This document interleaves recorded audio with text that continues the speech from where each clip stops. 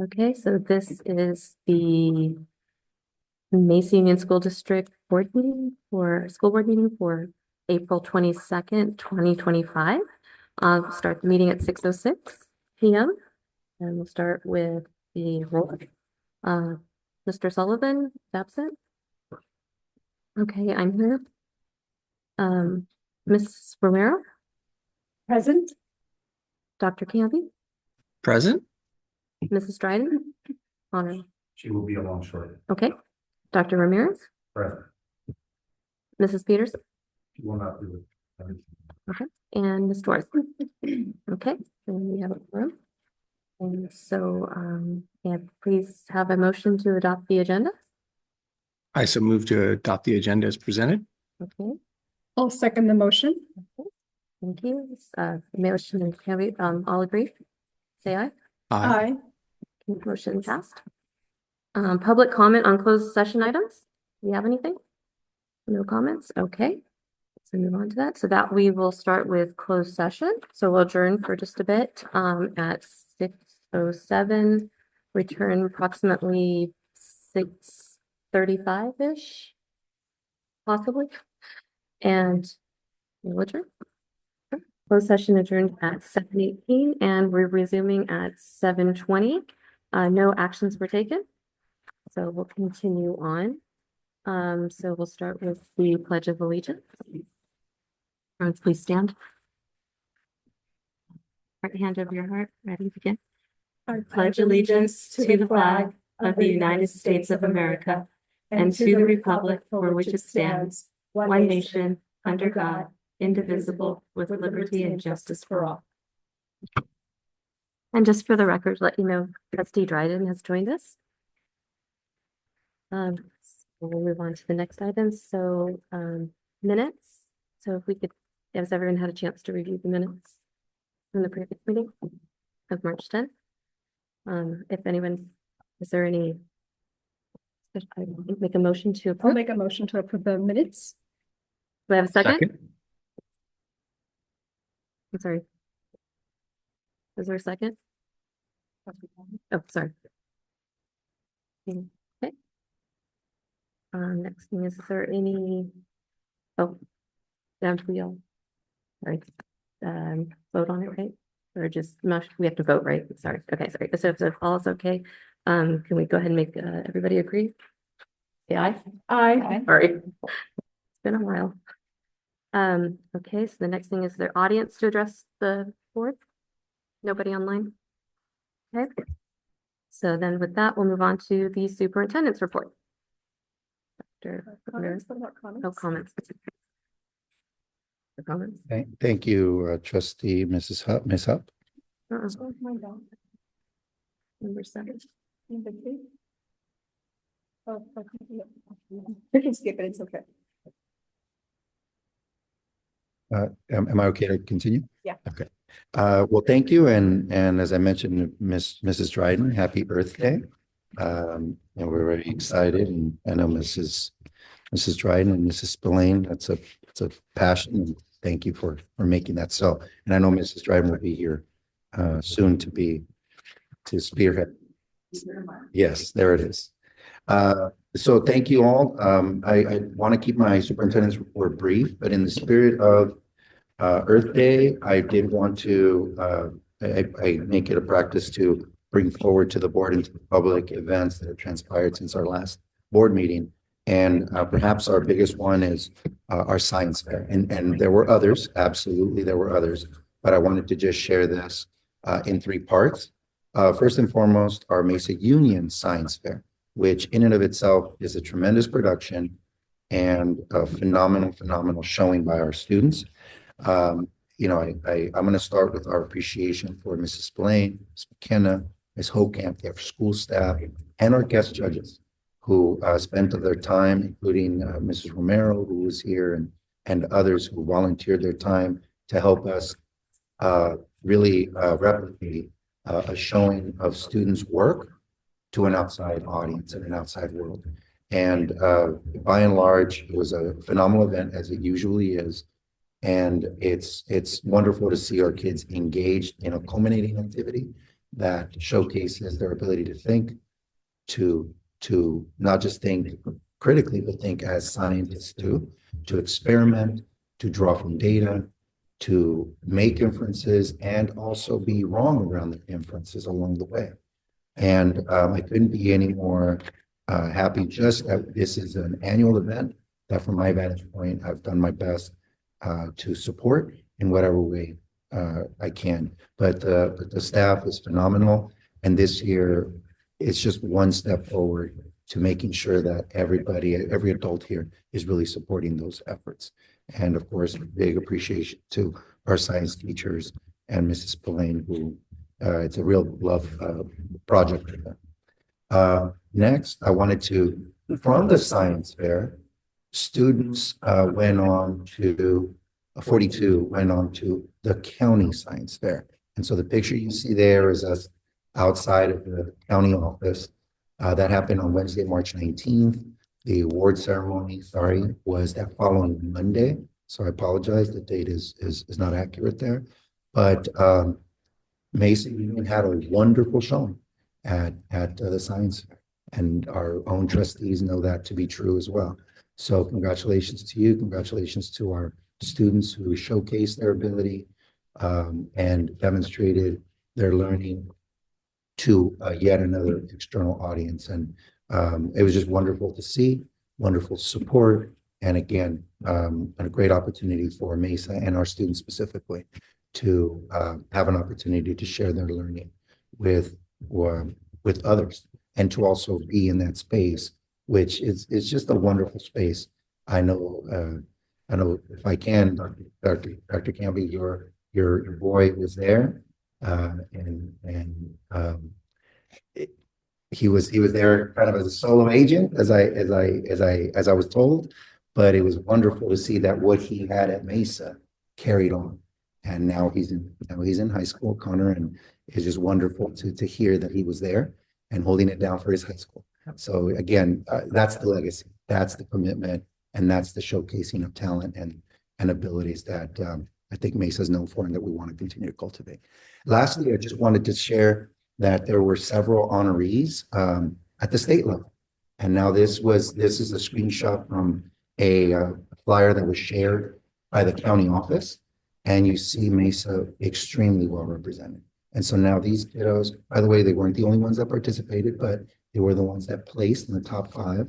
And I just can't be from school to county to state proud of these young people, proud of our students for their diligence, proud of their families for supporting them and committing to the time and effort that's required to do so. And I'm thrilled that it was a wonderful season for us all. So I'll pause there. And Mrs. Romero, you have a comment? I just want to thank everybody, administration, the teachers, Ms. Spillane, Ms. McKenna, for doing such a wonderful job in putting it together. I think this is such a great opportunity for students to be innovative, to think of what can we do to make this world a better world. And the science fair is one of those events where they can expand on that. So thank you. I guess I wanted to highlight too what I noticed when I went to the school awards and seeing the names listed on that state honorable mention as well. It's really that the science fair gives curiosity a place to land, right? So the ones that really, went all out was because it was a question they personally wanted to know the answer to. It was a topic that they were curious and were interested in. And so they went all out to try to figure it out. And just like you were saying, sometimes your hypothesis is correct and sometimes it's not. And you usually learn more when it's not. And so seeing those kids and seeing the variety of different projects because we all have a variety of interest. So not everything will be groundbreaking, earth science, but some things about human nature or different products that we buy, and if it's effective or if it's not effective. It's the whole idea of curiosity and trying to think through that scientific method. So I loved the variety of what I saw at the science fair here. And I really saw that those kids shined when it was because it was a question they wanted to know the answer to and tried to figure it out. It's great. Thank you so much. And again, it was a total team effort. I just wanted to highlight a few people that just went even further above and beyond.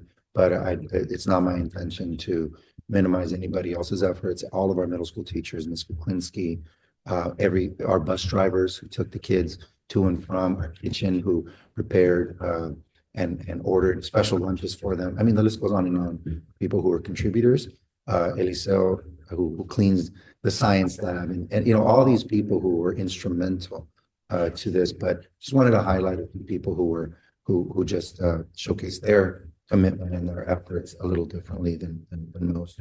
But with that said, we're excited and definitely very, very proud of our students. Moving into matters of learning engagement, just wanted to give a brief overview that we are in the middle of our LCAP renewal. We're 25-26 is year 2 of a new plan. And I highlighted a few dates where I'm looking to meet with an educational partner advisory committee.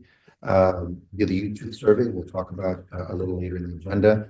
And I really want to highlight now and later our student focus group. I've had the chance to sit in with them. Wonderful, wonderful input. Really just wonderful insights. And our ability, our students had an opportunity to meet with some of our staff during dedicated times on Wednesdays. And they represented their viewpoints and those of their classmates incredibly well, bringing a tremendous amount of context and specificity to the numbers. And so anyway, I just wanted to highlight that as a process that we take very seriously and has really become a staple for us in the spring. Next slide, please. I wanted to make more mention of the spring break, where we do a ton. Our custodians and our groundskeepers do a tremendous amount of work as everybody's enjoying their vacation. They are hard at work, whether it's the floors, Eliseo, Eddie, Guillermo, Joel, in particular, our front office, Brianna, Jolanda, Guadalupe, doing tremendous work here on site. And so I just wanted to really thank them for that. But specifically, I wanted to just make mention, because it's later in the agenda as well, our playground structure project is underway. It's not up and running yet. That's a summer 2025 project, but you'll see there the phases and where things stand at the moment. We expect the playground structure to be in transit as of today, which means that it will be on site in the near future. And we are looking to conduct the demolition and groundwork that's required for the new structure in those projected timeline, or in that projected timeline listed, Saturday, June 14th through Monday, July 7th. That's what we have in place right now to be able to undertake this work and really fast track it to give us our best opportunity to be ready by day 1. Did you say the playground is going to be here before the end of the school year? Correct, because the actual structure will need to arrive and be staged here. And we're probably going to use the farm area for now as that staging ground, so that it's ready to go when it's ready for installation. And that's the order of operations that we were projecting all along. So I've been in regular contact with Play and Park, and that's the timeline that we've been given. So we're in the near term. It should be in transit as of today. With that said, and we'll talk more about this later in the agenda, but I just wanted to make sure I highlighted that point on a major project for us. Next, I wanted to just highlight that Our attendance figures have rebounded a little bit from last month. Our goal continues to be 96. It's an ambitious goal, but it's one that everybody's been working really hard to undertake. And, I know that there are always extenuating circumstances with students, but I cannot emphasize this enough. And we've been emphasizing and planning with our families that it's important that we be here to keep learning continuous and to make it a priority day in and day out. So our March numbers rebounded from last month, and we're certainly looking to close out the year on a strong note. And lastly, just a few upcoming events we are having this week. Today, for example, we had our quarterly awards assemblies. We'll have those throughout the week, tomorrow and Thursday. Our spirit wear, we're trying to really lean into community and being very, very collaborative and very together, both with spirit wear and also with college spirit. Part of our habit program is to promote, highlight, and really double down on the college clean culture. And that's just one of the ways in which we're doing it. We're also looking to have our open house. We're planning our open house here coming up next week. And then Staff Appreciation Week, we do mid-May for those last 2 weeks of May, undertake our annual CAS testing. And then Friday, June 13th is slated for our 8th grade promotion. We've been spending time over the break with those preparations and making sure that they're coming together nicely. And so I predict that it'll be another wonderful event, ushering our kids into high school and into the next milestone in their life. So with that said, I'm going to go ahead and conclude my superintendent's report. Okay, thank you. Does anybody else have any comments with regards to the superintendent's report? I look forward to open house. That's one of my favorite school events. I love being in the classroom, just sitting where my kids learn and are for hours throughout the school year. So that's one of my favorite events, and I look forward to it. Thank you. It's a great, it's a little different than back to school night, a bit more informal, but I can say that our staff treats it with a great degree of regard. They want to showcase the kids' learning. They want to showcase all the good efforts that have gone into building a strong community and a strong classroom. And so I'm very thankful to them. It's something that they take incredible professionals about it. They think about it for months. And so it's a wonderful opportunity to build community, but also to really invite parents and families into the world, as you mentioned, that their kids live through every day. Anyone else? Okay, with that, we'll move on to the next item. Board member reports and communications. Is there any correspondence? There is on May 5th, there's the board dinner, and it's about artificial intelligence in education. And I think I CC'd maybe Brianna that I'm attending. I think it's an interesting topic. Thank you. Yes, and you're referring to the Ventura County School Boards Association. Correct. Yes. Anybody else have any communications, reports, interest? I brought this last month, and I meant to leave it, but then we ended up having a little mock trial party, and I took it back to take pictures, but I'm going to give this to you back. And it's from the Mesa Union Middle School mock trial team. Thank you. Thank you. I'll take it. I've been drinking champagne at it. Thank you. And I'll make mention the fact that we did move our trophy cases.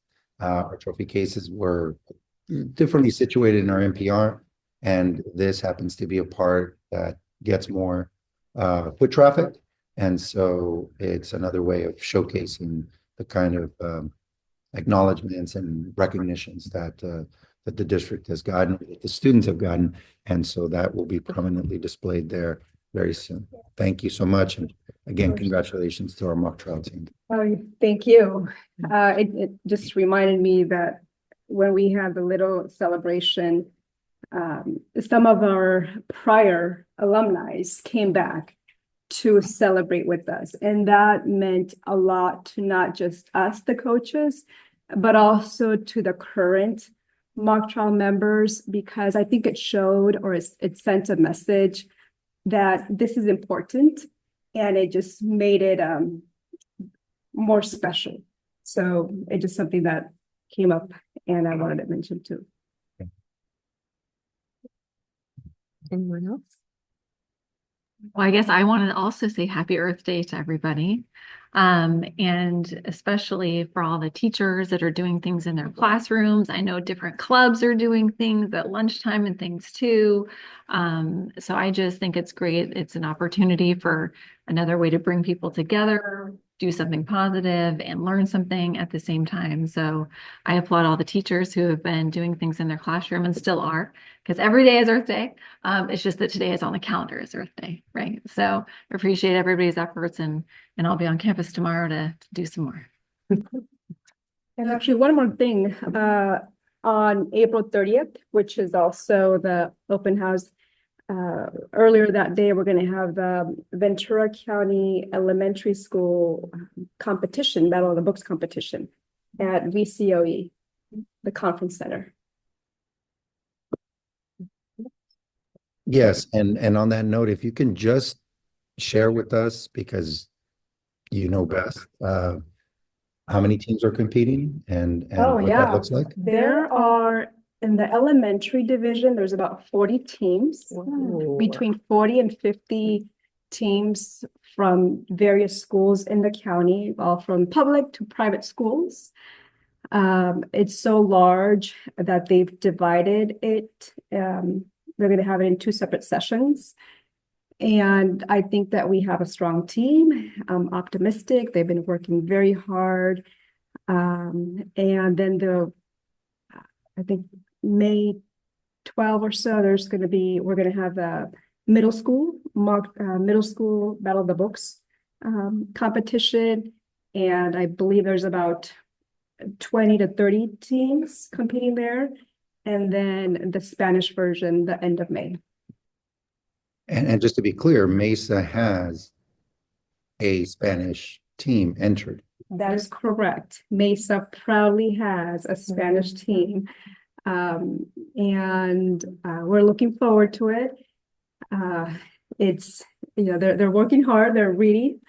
We're not a dual immersion school, so there's not a lot to a lot of participants, but we do have a team, and we look forward to that event as well. It's going to be the first year that VCOE holds it, so it'll be interesting. The style, the format will be the same as the others, but in Spanish. Yes, and thank you, Mrs. Romero, for your ongoing commitment to our community, to these kids, and to showcasing what they can do, and your mentorship means everything to us. So thank you for all the time that you pour into our students and making them just successful in general, but the mentorship and guidance that you've provided them. Thank you so much. You're welcome. Thank you for the support. Well, good luck to you guys at the Battle of the Books, and congratulations for mock trial, and thank you, Ms. Redden, for all your support as well for Earth Day and keeping it up. And and tomorrow, good happy Administration Professionals Day for Ms. Torres for everything that she does as well. So anybody else for any other board members or comments, communications? No, so we can move on. Dr. Okay. Okay, so we'll move on to the consent agenda. May I please have a motion to accept the consent agenda? I'll make a motion to approve the consent agenda. I'll second. Okay, discussion? Anything?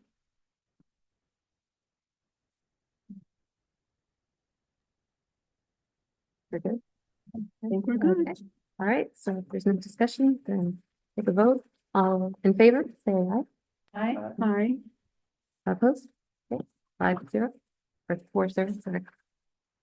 Okay, and we can move on to, sorry, I get lost on this. Bear with me.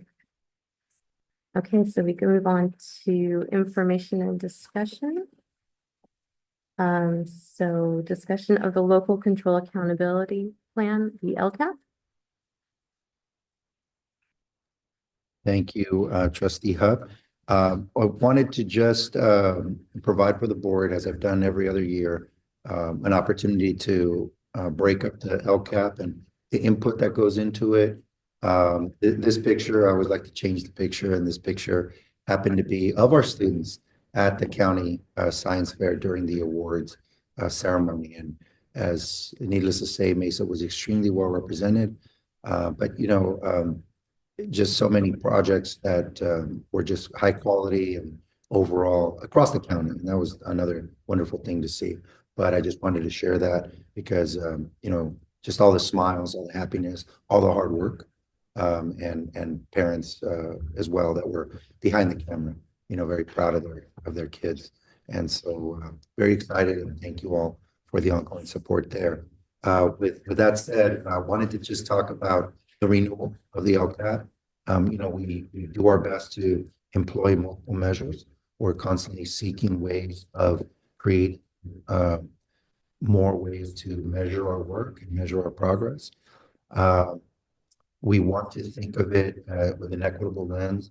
And by that, I mean being able to meet students where they are and provide resources where they can be best utilized and most effective. We also want to make sure that we are looking at student groups and that we're really targeting groups of students that sometimes the data bears out might need a reorientation or some additional areas of focus, whether that be grade level or special groups within our broader community. With that said, maybe go to the next one. You know, these are the measures that are statutory. They're the measures that are that we must review, consider, and document within our LCAP. Some of them are state indicators, and some of them are local. Some of them are high school, which don't necessarily apply to us, but we also form the foundation, right, for those high school students. So even if those measures aren't explicitly there for us, it is something that we want to acknowledge. Case in point, A through G completion is a high school metric, and it's one that attempts to measure college readiness. Now, we don't have an A through G measure, but we have everything to do with the kinds of courses that students gain access to once they get to high school. And we've been doing a lot over the last 2 years, especially historically, but over the last 2 years to bring colleges into our setting. We have a plan for us to begin with our community colleges, state colleges, CSU, UCs, and pace those out over middle school so that we're not just thinking of it as a one and done. We're looking at it as an opportunity to revisit, reconnect, and really talk about avenues for professional endeavors in high school and beyond. And the A through G is one measure, but what comes with it is a broader college and career awareness so that students understand and their parents can be brought along, families can be brought along earlier than 8th grade transition. So just this year alone, we've received visits from Oxnard College, from Ventura College, and actually tomorrow, or I'm sorry, next week at Open House, Oxnard College will be here tabling for possible dual enrollment opportunities because we actually have students here in middle school that are dually enrolled in one of our community colleges. And while it may not be an option for everybody, or it may not be what's best for a child now, we want that to be an option that parents understand, that our kids understand, and if they can make themselves available, pursue. So anyway, I just wanted to share that as part of the work that we do, that we've been doing more strategically here at Mesa over the last 2 school years. Do the colors represent anything in that graphic? Say that one more time. Well, like the that student achievement, the A through G, and another one are yellow for the college or career. Is the yellow, green, blue an indicator of something? No, that is not a metric. It's just a different coloring system. That's all. Thank you. Good question. With that said, we know also that not every action necessarily bears fruit or is immediately implemented to success. There are some that require multiple opportunities to really firmly take hold. So I just wanted to share that depending on the action or the goal, we might be in different stages of implementation. This is just a graphic that I've shared in the past around a 3-year LCAP cycle. We are in year 1, looking to prepare for year 2. So this is the time of year that we basically live in 2 worlds. We're completing 1 school year, but planning for the next. All right. With that said, here are just an overview of our goals. The board has seen those before. So we'll move into the needs assessment, which maybe go to the next one, please. And today we'll be talking specifically this evening about the Youth Truth Survey. This Youth Truth Survey has been long-standing. It bears incredible meaning for us because it's a snapshot into how our students view their experience and our families and staff view their experience here at Mesa.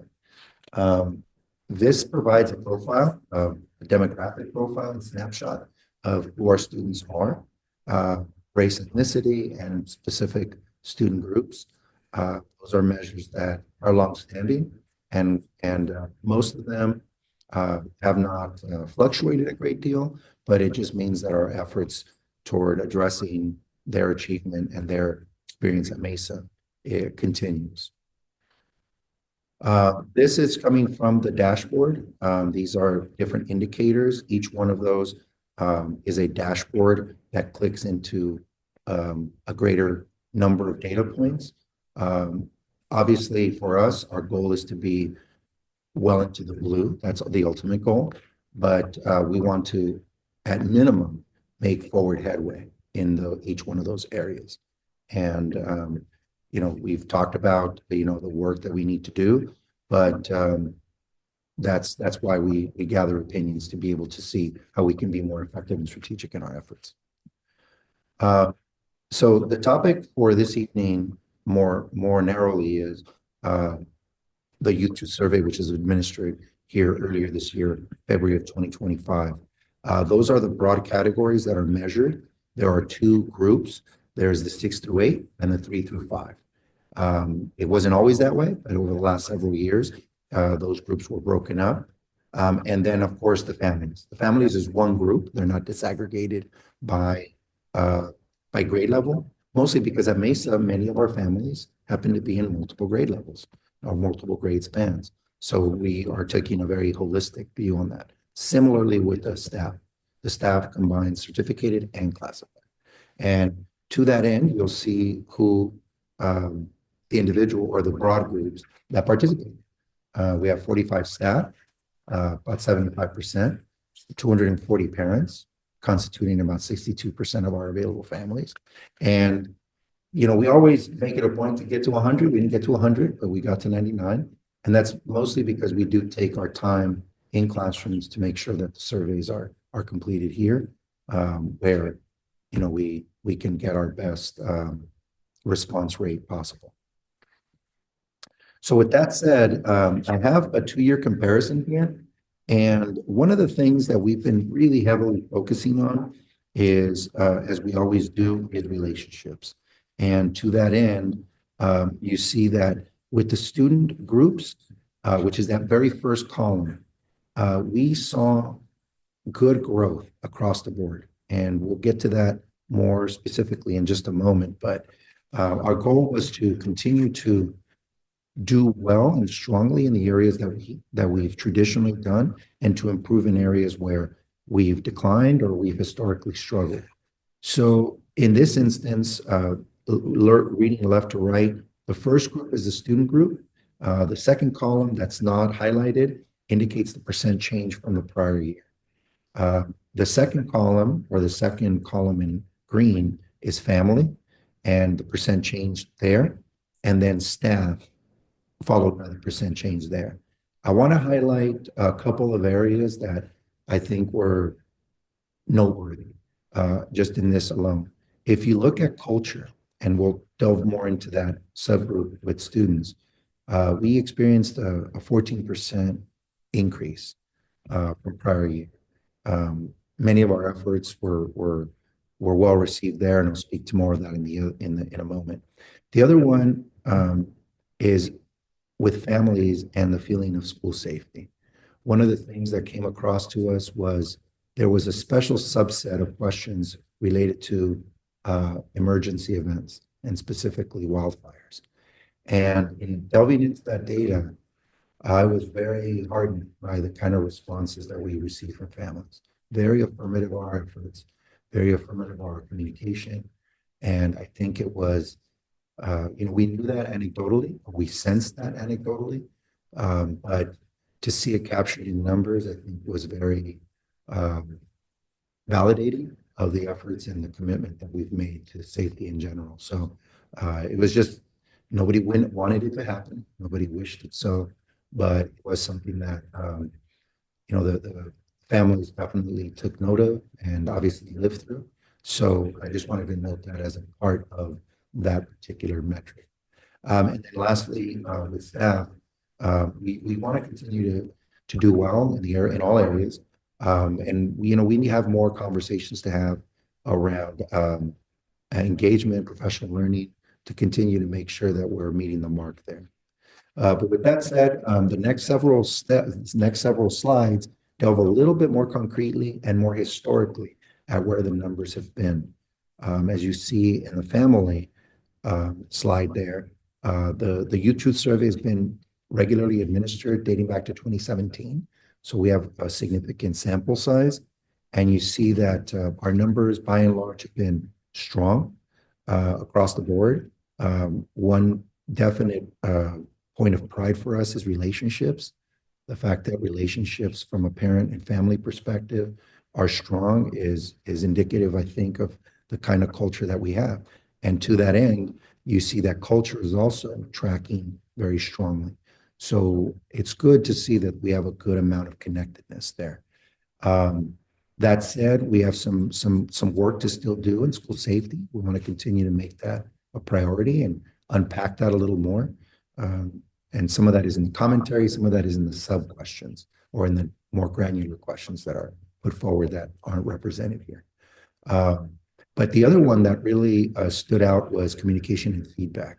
If you look at where we were back in 2017 to where we are today, I think that speaks to new systems, or not newish systems, but just better use of systems, more ongoing communication, strategic communication from the classroom to social media, all the way out to Parent Square as a valuable tool for communication with families. And then the other one that I found noteworthy is resources. The fact that our families view that we have put more resources into the school, I think is a good positive indicator. Our next slide captures information pertaining to staff. Before we move on real quick. Yes, go ahead. I think it might be helpful for next year for this multi-year comparison to add in the percentage of families that participate in the survey. So I know the kids stay pretty constant and staff stays pretty constant. We could add them or not add them, but I definitely think that helps us understand the engagement and the amount of people participating, from the community. Sure.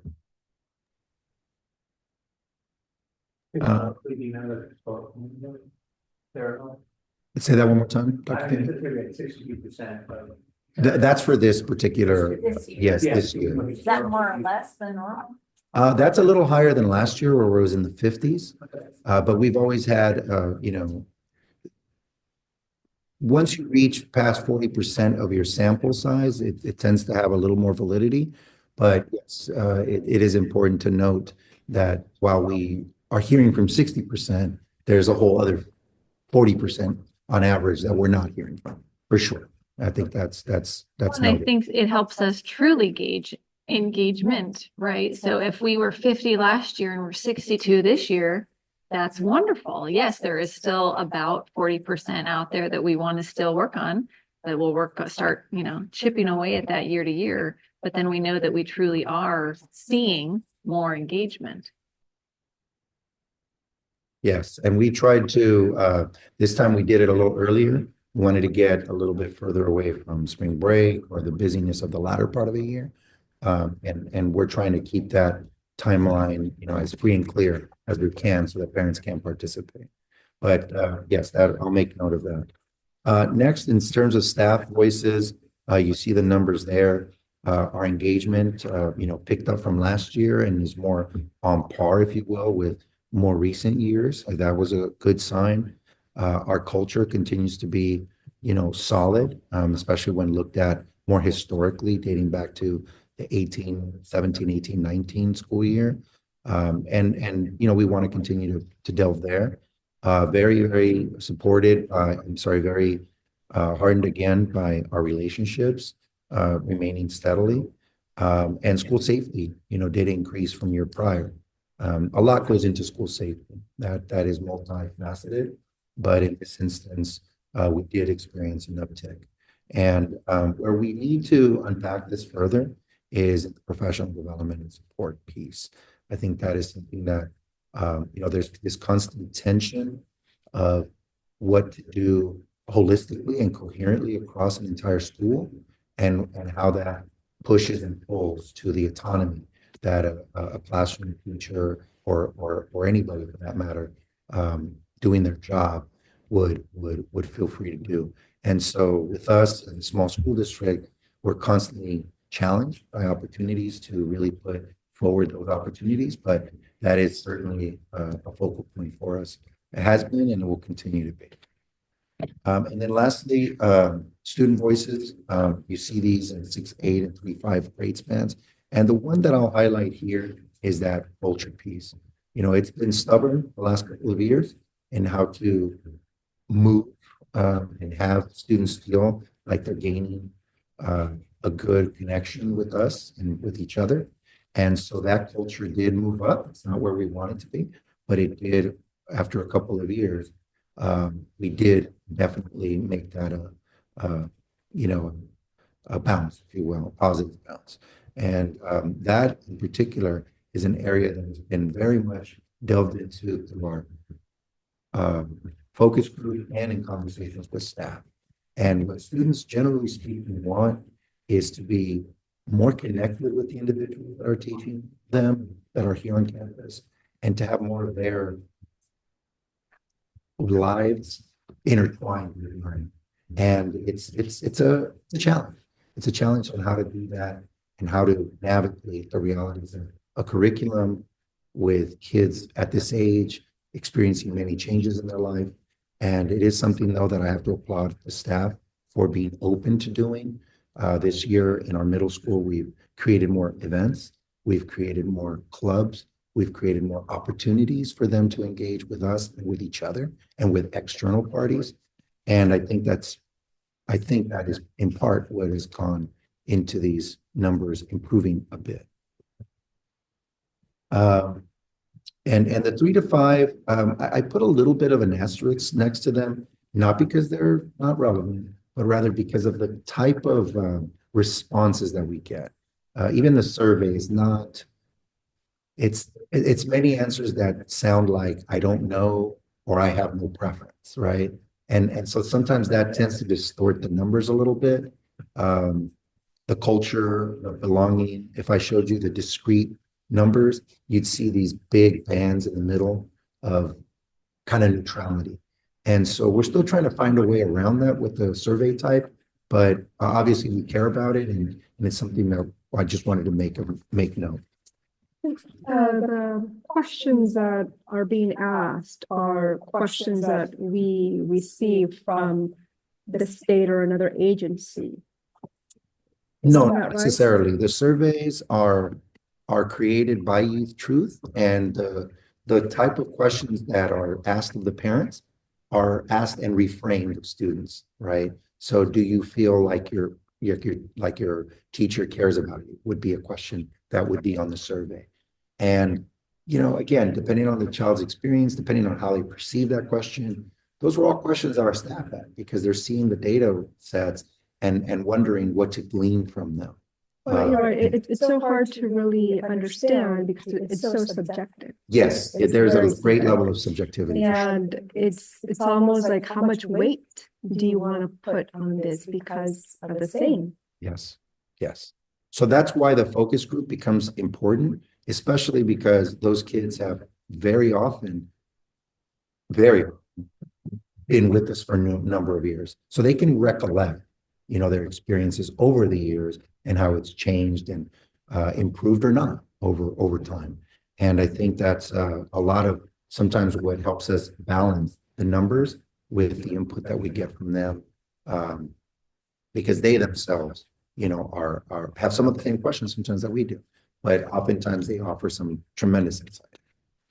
This next one by grade just gives you the distribution 3 through 5 and 6 through 8.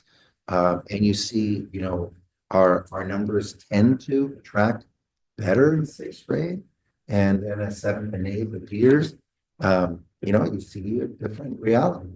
Not surprising. Those of us who are parents and work with kids that are preteens and teens know that they enter into different phases of life. That said, we still continue to try to, pull from them information that's going to make us better, and it's going to help us connect with them, more in a more genuine way. As far as next steps, I just wanted to highlight that there have been open discussions and insights through our staff meetings. We've spent several staff meetings over the course of the year dealing with either last year's results or now these more current ones. The same way with our students. Those discussions, we've had at least 2 rounds of ongoing discussions where students are entering into and having these table talks. And they are genuinely invested in giving us real information. And our kids are very kind, but very honest and very candid. And so it's nice to see them take a real interest and be critical too. They'll push back on an assumption, or they'll say, I've heard this, but that doesn't apply to me. And so there's just these wonderful conversations. And I would venture to guess that we've had anywhere between 20 and 30 students participate from across middle school and across profiles of students. And it's been all for the better. And I'm very fortunate to be a part of those. Ms. Kuklinski has been fantastic at facilitating those and posing questions and creating opportunities for kids to really be honest, because they know that we're going to take it to heart and do our best to act on them. Maybe we can't do everything about everything, but we're going to try to meet them where they are. As far as ongoing survey results, we're going to bring this back to our school leadership team, and then our LCAP advisory team, as well as our student focus group. And then lastly, the idea would be to evaluate the impact to our existing action services and start to modify them wherever that makes sense. With that said, here's a general timeline. Thank you, Mrs. Dryden, catching a few errors on my part that just had to do with dates. But I'm looking to have a draft version of the updated LCAP by a public hearing on the 10th, with an adoption tentatively scheduled and slated for that June 12th, which is a special board meeting. And that one is pretty much all about the adopted budget and the LCAP draft. And my submission to June 30th, oftentimes it extends as we make edits, but those are more technical and minor in most cases. So with that said, that is my report, and I'll certainly entertain any questions you may have. Just curious if there was any standout new conversation from the student group, the focus group. I know in the years past, they brought up other things like maybe school dress code or other things of that nature where something was really important to them. And the school said, okay, well, I can meet you in the middle and we can revise part of our dress code, to make you more comfortable or to do that. So I was just curious. I knew that was a weird one the other year where it was like, oh, okay. Like, were there any of those kind of moments this year where maybe a new topic came up or a topic we haven't heard in a few years came back up? None that stand out. You're absolutely right. There have been modifications to the dress code. I know that one of the things that had come up previously was something like a school dance, right? Which we finally had after a number of years. Like the kids didn't even know what to do with themselves in the moment because they hadn't experienced one. They had a lot of questions in the lead up to. And I think those cultural events are things that they really yearn for. It's things that they hear maybe happen a bit more in bigger middle schools that they want to bring here. So I would say if there were a few, it's more on the cultural side, celebrations, that kind of thing, that I think round out their experience, right? Socially. That's something that comes top of mind. Nothing else that is urgent. I know that there's been many conversations about and debates even among students about the one that always catches their attention is discipline fair, right? What is it? Because is discipline fair, school discipline and school consequences? And they will be very honest in saying, you know, we think certain people get away with things and I don't get away with that. Or certain things aren't taught, and I'm talking minor things. I'm not talking anything major. Whether it be dress code, you know, for example, something that does come up among students is, well, I've gotten called out for my dress code, but somebody else wearing the same thing was not. And that is the kind of thing that surfaces. And so I don't know that it's something with an immediate solution, but it is something that regularly gets cited. I know a topic that I've been aware of is food. The quality of food in the cafeteria, the pizza. Is that still an issue? A loaded question, but I'll attempt to answer it. Is it an issue? Yes, in the sense that our kids want more variety. I think that's what they want. They want obviously better quality, more variety. Sometimes even more portions, right? There's a range of feedback loops that come there. And we do our best to be attentive, okay? But there are some constraints, right? There are some constraints. When we're producing, I will quote you a figure, we're producing on average anywhere between 40 and as many as 60% more lunches on a daily basis than prior to the pandemic. And we don't have a large kitchen. We don't have a large staff. So sometimes even the food prep becomes a challenge. We've had these conversations before. So in that sense, I think where we can make some adjustments is what I'm looking for.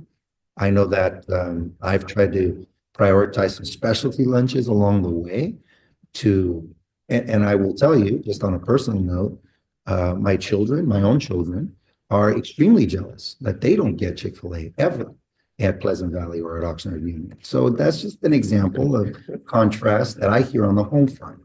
And I say that to you kind of tongue in cheek, but I say that because we recognize that there's ways that we want to augment our nutrition for sure, and that we want to do better so that kids consume more food and consume it more regularly. I can tell you, I have school lunches regularly. I think the salad bar is absolutely a hit. We've definitely tried to vary that up and locally source whenever possible. But yeah, it continues to be a work in progress without a doubt.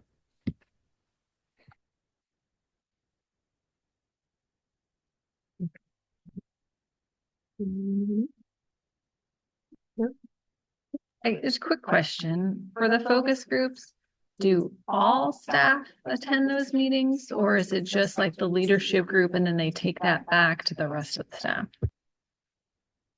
For the student focus group? Right. Yeah, for the student focus group, it's primarily Miss Kuklinski and I, or Miss Well, Kuklinski. but when they present to the teachers. Yes, we have to find like choice opportunities, and we because it happens Wednesday afternoons after school lets out. So we have to, Ms. Kuklinski works on making arrangements for kids that are either already here through the after school program or a few other kids who can stay to be a part of those conversations with our staff.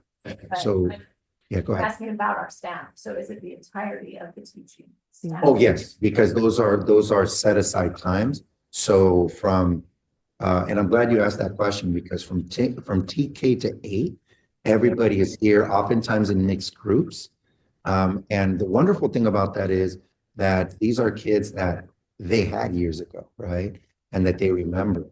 And it's wonderful for them just to hear their perspective, how much they've matured and come along. But yes, it's our entire certificated staff, for sure. Okay, anyone else? We're good, okay, thank you. We move on to action discussion items, business fiscal services, at A, consideration of the approval of the proposal from Lee Construction Company for the playground demolition and renovation. May I please have a motion? I so moved. A second, I'll second the motion. and then discussion. Ms. Up, if I can just offer one comment on this. There are two proposals, and I made a note of this in my notes to the board. We tried to engage another contractor in just the demolition portion of it, but after analyzing it a bit more, you'll notice that there was a mobilization cost. And once we started looking at that and factoring in the time of moving one crew in or another, as well as the cost, we decided to just move with one contractor as opposed to moving forward with two. So the reason it appears as two separate proposals is for that reason. Attempts were made by Mr. De Leon and I to try to solicit a third contractor, and we decided after consideration that we should stay with Lee Construction. So it's gonna be in 3 phases, it's like you had said previously. They will basically take that part 2, which is groundwork. Involved in that groundwork would be demolition and removal of the existing structure. Okay, And this is in line with what we were assuming Yes, a couple months ago. yes, we were right in that 110,000 ballpark, and that's the number that 107,778. and it's being paid by Medro. Correct. Any other discussion? If not, then we can vote. All in favor, say aye. Aye. Hi. Motion passes.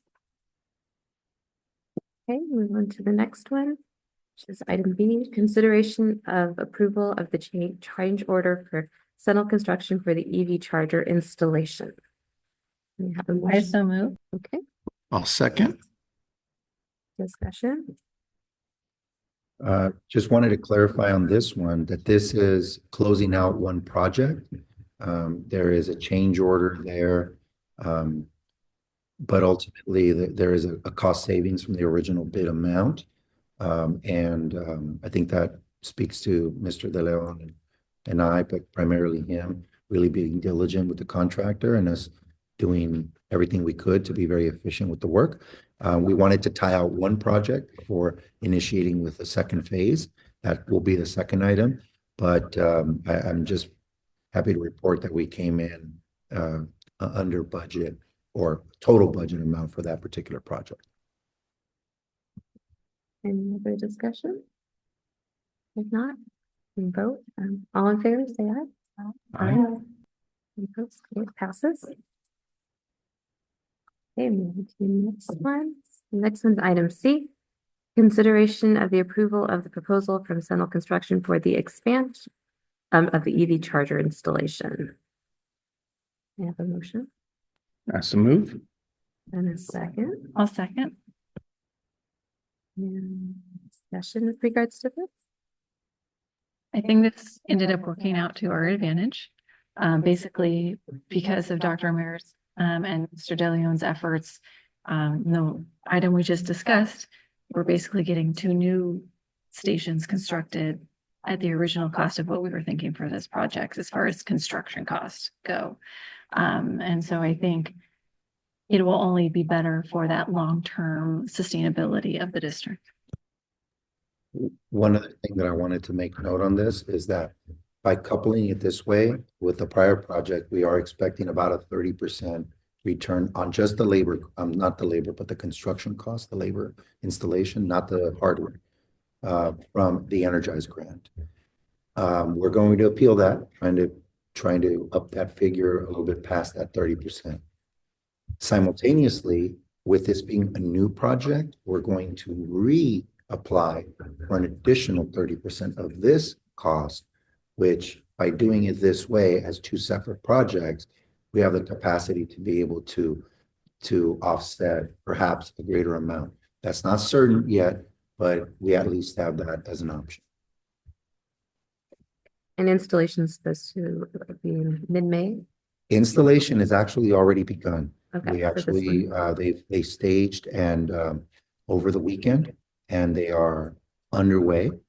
We expect the 2 additional EV chargers to arrive by mid-May, and my goal is to be ready as soon as the chargers come in to have those installed, and very quickly thereafter have them commissioned.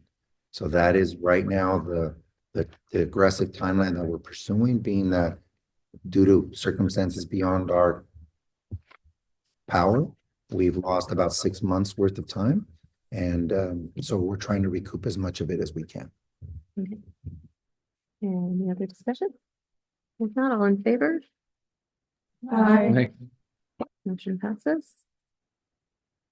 Move on to item D, consideration of the ratification of the lawnmower purchase. May I please have a motion? Or I'm sorry. Or one take. I move to ratify the lawnmower purchase. Second. Any discussion? Where do you store it? We have a shop that's adjacent, actually next to our district office. And so we've been clearing out some of our limited storage. And so it'll be stored in there. It's got a roll down, it's secure. And it's slated to be picked up tomorrow morning. So we're excited. It just gives us more updated equipment. It's brand new. Yes. It's a replacement. For the time being, it'll be in addition to as the other one phases out.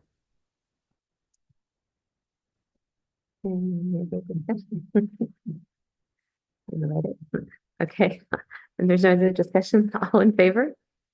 Aye. Okay, motion passes. The lawn that is, the grass that's growing, right? Yes, we'll move on to item E, consideration of ratify of the proposal from Fast Signs. We have a motion. I so move. A second, Second motion. any discussion with regards to this? What are these signs going to say? So the signs are actually already up. Oh, And they're actually on the sides of the buildings. They were really intended to replace those letters that marked each of the buildings. So you'll see on your way out, you would still be able to see that it has an A. This building here to my left. The idea there is, and it's very commonplace, especially now, to be able to easily identify and mark your buildings. Both for just directional purposes, but moreover, in the event of an emergency.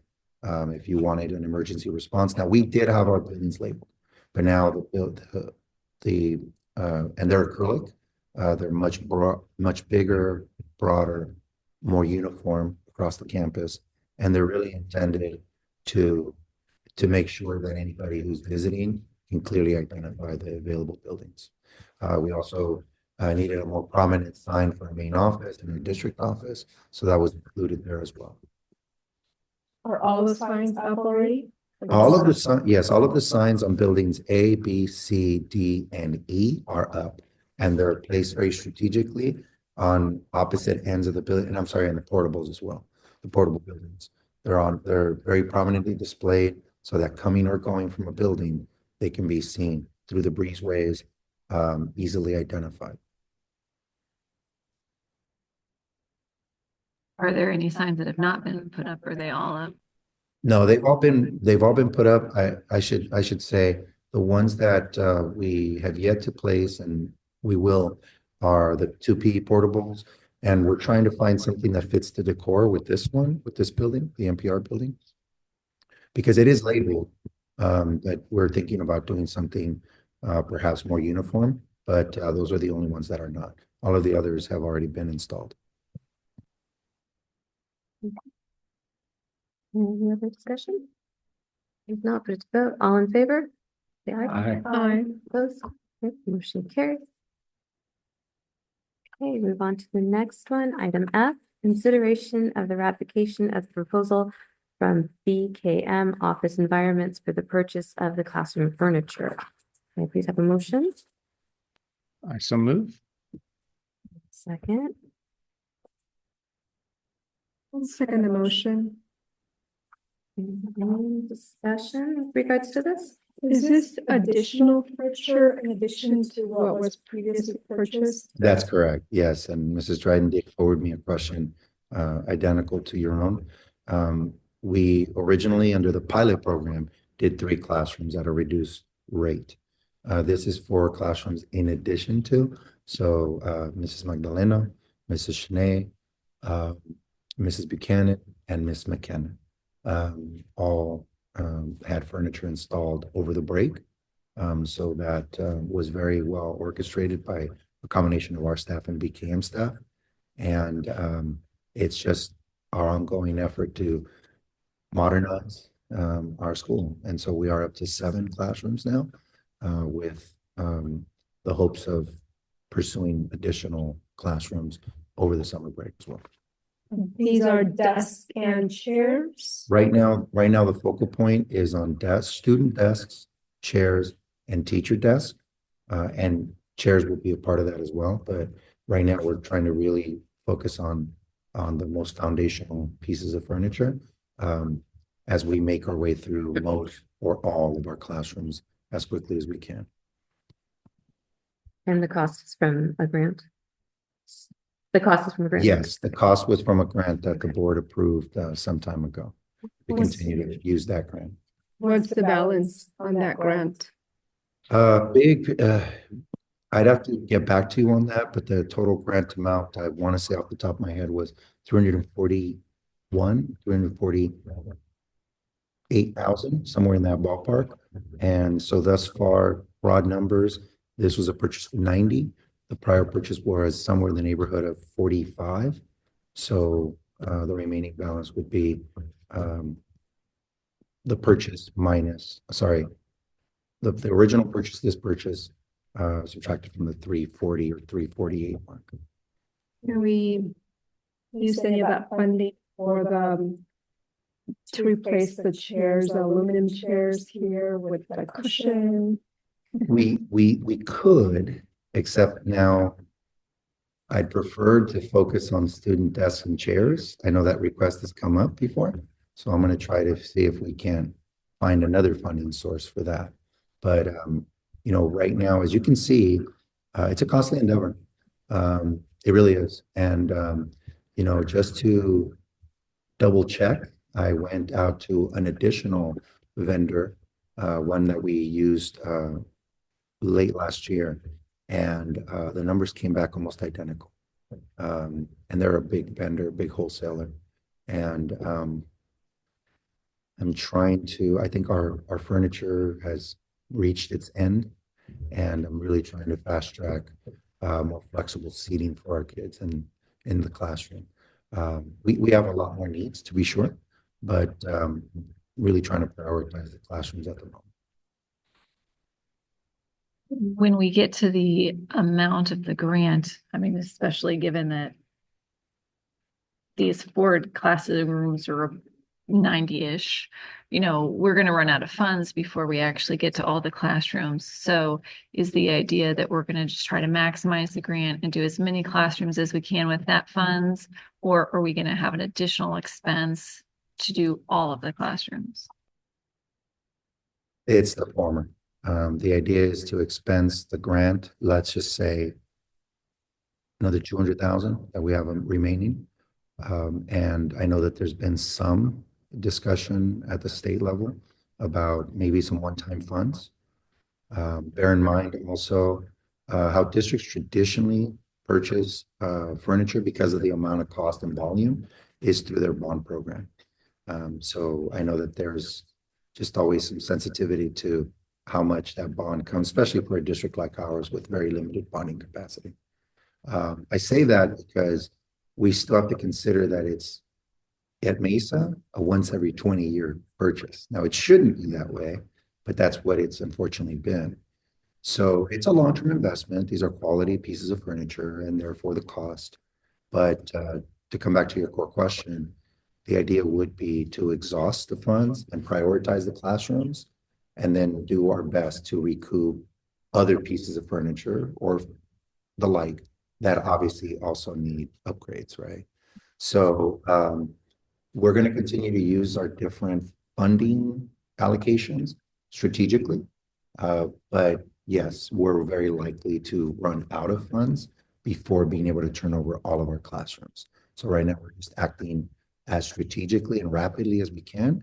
One other thing to note, to inject a different conversation, but I was already informed by both vendors that these tariffs are going to add another 175 or more % to the cost. So again, that was a reason why I wanted to act urgently with that in mind. So anyhow, I share that with you because the cost, unfortunately, will continue to escalate. Question, curiosity, what do we do with the old furniture? Do we have to actually pay to dispose of that or recycle it or? Much to the chagrin of all parties involved, including mine, we do have to dispose of it. We've tried other means. It was a good effort, but it was either going to be cost prohibitive. There have been a few things that have been picked up and donated, but very few. By and large, they've resulted in waste, unfortunately.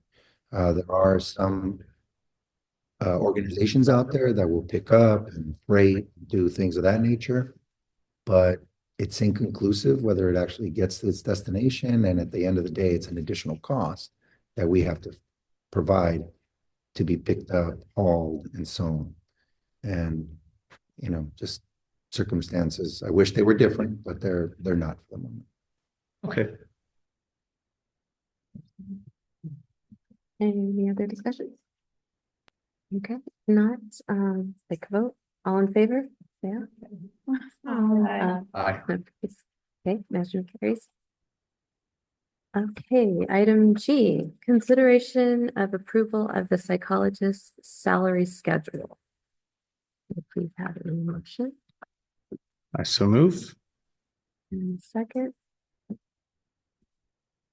I'll second.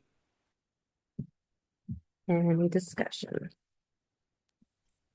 Just wanted a reminder, the salary that's being proposed, is that Mesa's portion or is that the total portion, which we will then have a % recovered? So that's a great question. Since this position is envisioned as being a split position, the arrangement that we have with MUPU is an 80-20, Mesa having 80% on average 4 days a week, MUPU having 20. That's the total salary, right? Or at least the total net salary, plus benefits. Benefits are calculated separately. And then we would bill back through our business office to MUPU for that 20% equivalent. When was the last time we had a psychologist? Have we always had a psychologist? Yes, we've always had a school psychologist. The question has only been, how have they been staffed? And over the last several years, we've gone from a relationship and a partnership with SOMAS to a partnership with the County Office of Ed to a partnership with a staffing agency. This would be the first time, at least in recent memory, that an employee would be a Mesa employee.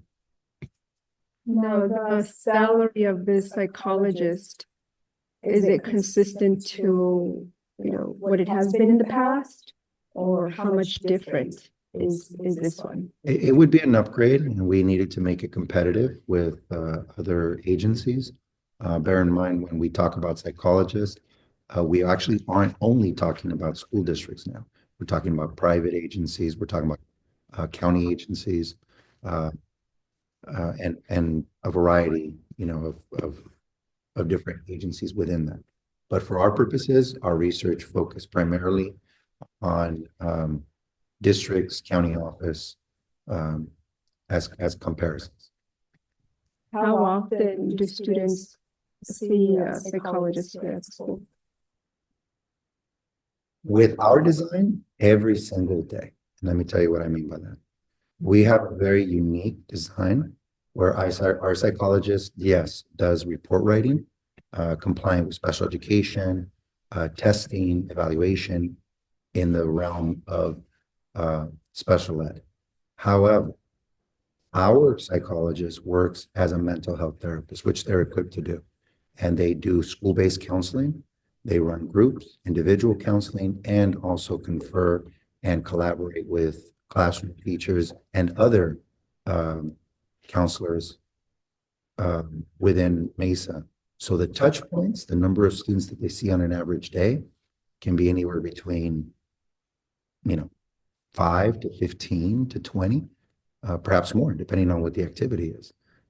So ours is a unique model, and it's one that we want to cultivate as such to be able to bring more support to more students. The psychologist, would he or she fall within OMIDA? Okay. I'm sorry, say that one more time. I was just thinking, would that person be classified or not? No, they're on the certificated. Certificated. They have a specific credential. Correct. Where does the candidate that you're looking at lie in terms of steps 1 through 7? That is something that I'm still determining, but it will be on the front end of that. And we have the resources, the financial resources to afford this salary. Correct. Because what we would do is we would sunset a contract with an agency in order to bring it in-house. And how much money were we paying that agency that we are going to contract or no longer deal with? How much money will we pay them? I'm negotiating that now. My goal is to pay nothing. I think she means in the past. So she's Oh, comparing in the how much past? money we've spent on this past. service in the past to what we will be Oh. spending on this service. I don't have the figures in front of me, but we're paying in excess of $100 an hour.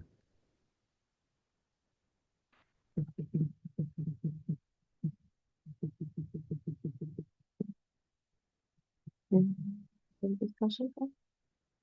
No? There's no other discussion. Go ahead and vote. All in favor? For the Aye. approval of the psychologist salary schedule, say aye. Aye. Aye. Opposed? Okay, passes. Moving on to item H, consideration of adoptions of the 2025-2026 Mesa Union School District Classified Holiday Calendar. May I please have a motion? I'll make a motion. I'll second. Any discussion? This is the same in terms of number of paid holidays as prior years, right? Yes, the dates are the only thing that's been brought current for a new year.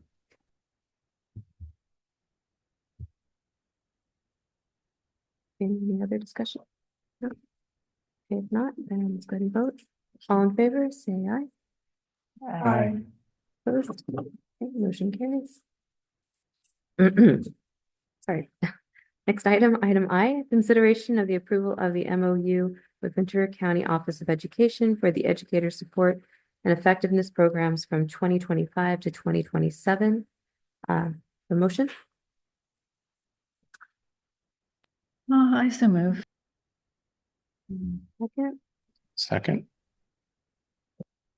more discussion? Now, are there there's no educators that need to participate in this program? Is that what I read?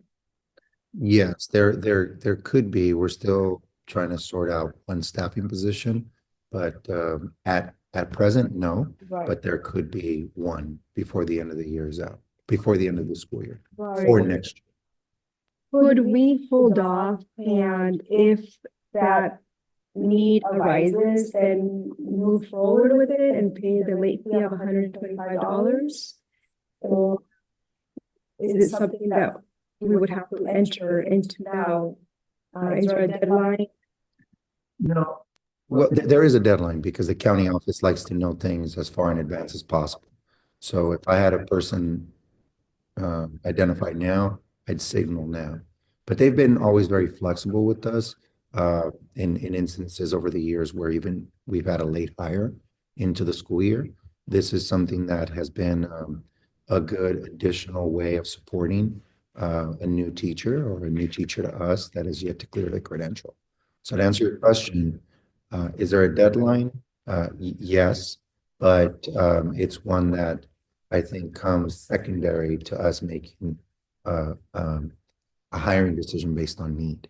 So right now, the MOU stands to be able to engage in this partnership, right? But it doesn't mean that we'll exercise it. We will only exercise it if we have an individual who meets the criteria and would therefore need that support.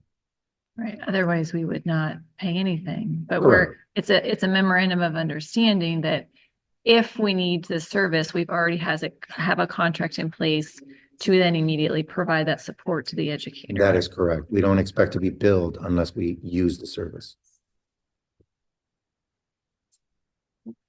Any other discussion? No?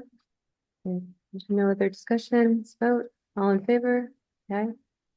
Aye. Opposed, motion carries. Move on to item J.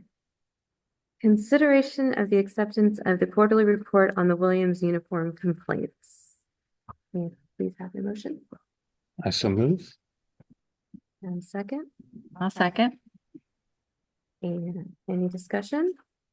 only that there were no complaints filed. No other discussion, go ahead and vote, all in favor? Aye. Okay, motion carries. Item K, consideration of the approval of the Measure O Oversight Committee member. Please have a motion. I so move. You have a second, I'll second the motion. discussion, Excited that we now have a committee yeah, that will meet quorum and that we can move forward with the Measure O oversight.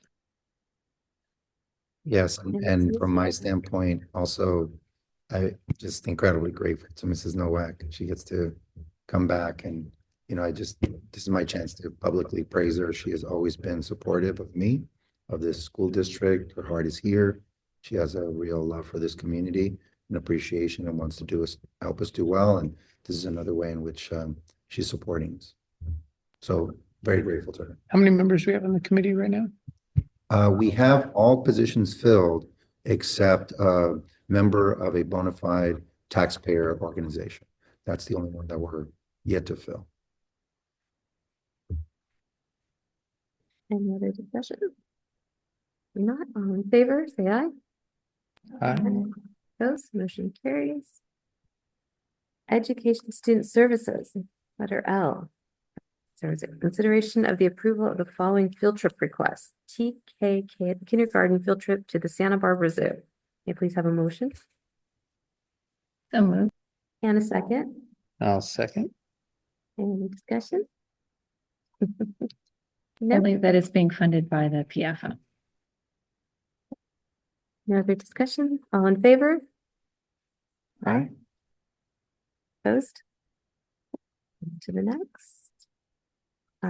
So this is a first read for the March 2025 board policy revisions for these selected sections. And this is just for the first read, right? That is correct.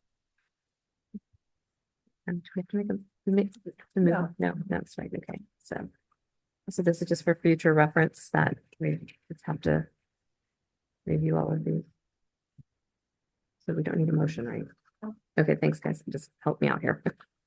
Okay, and then with that being said, we'll just move on to the next. There's some personnel. And the next thing would be consideration of the approval of hiring of Aaron Stewart as the school psychologist. Do we have I so move. thank you, and a second? I'll second the motion. Any discussion? I only wanted to share with the board that Mr. Stewart has been working with us throughout the entirety of this year, has proven himself to be a quality addition, has worked very well with our community, has worked very well with our staff, was very interested in continuing with us. It was a good two-way fit. I look forward to it being a good two-way fit. He's ingratiated himself well to the staff, to the community, to the kids he works with. He's heading up our Dungeons and Dragons Club on Mondays. He and Katie Strang have been, co-leading that group. I share all that because, I think he's proven his value, and glad to have him on board on a permanent basis. Any other discussion? If not, okay, all in favor? Aye. Okay, motion carries. Next item, consideration of the approval of hiring of Larissa Malone as the 5th grade teacher. May I please have a motion? I'll make the motion. And second, Second. any discussion? Only that excited to have Mrs. Malone continue with us. She has, over the last 3 years has just been an incredible support to us, filling multiple roles, multiple ways of supporting students and learning. And very excited to have her as part of our staff moving forward. And, excited that she gets to return in the grade level that she's in currently. She's currently a teacher, or is she on maternity leave, or? Currently on leave, Right. but has been with us now for and we're excited, we're happy for her. Yeah, she's currently on leave, but we expect her to be back.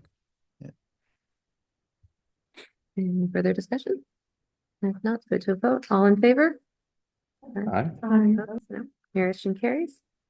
Item 14, items for future consideration will be the local control accountability plan update and the special board workshop consideration. And then future meetings are Tuesday, May 20th at 6 p.m. It's a regular board meeting. Oh, it's the 21st. Okay. So May 21st. And then the next one is Tuesday, June 10th, 2025 at 6 p.m. is a regular board meeting. So is it? So the original. Oh, wait, what's the original? It's wrong by here. So put it on the screen. So the ones on the screen are right. On the screen. Yes, I'm sorry. So just to be clear, That's the fine, next on my date end. is Tuesday, May 20th. Okay, The subsequent meeting or the meeting to follow is Tuesday, June June 10th. 10th, which is our last week Right. of school.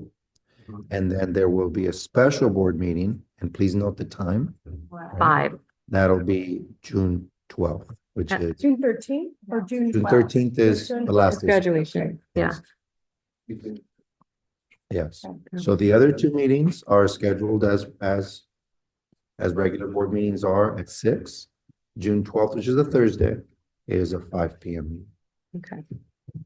Okay, that's it. And so, Yes, we Yeah. try to keep that very concise. okay.